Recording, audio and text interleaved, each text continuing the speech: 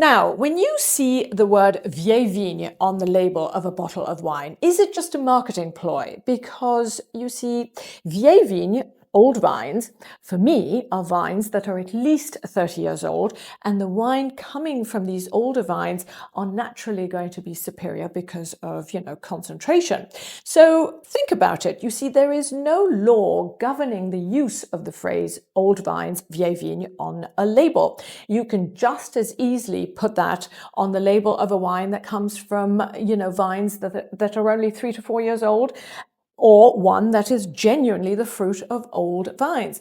Now, the better known winemakers don't really play around with this phrase, because what this phrase does is justify a higher price for the wine, but what's in the bottle needs to deliver.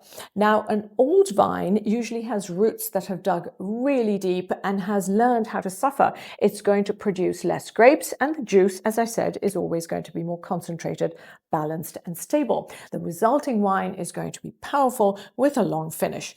So take a good look at the domain where the wines come from. Does it give you any more information about the vineyard and the age of the vine, or is it just two words?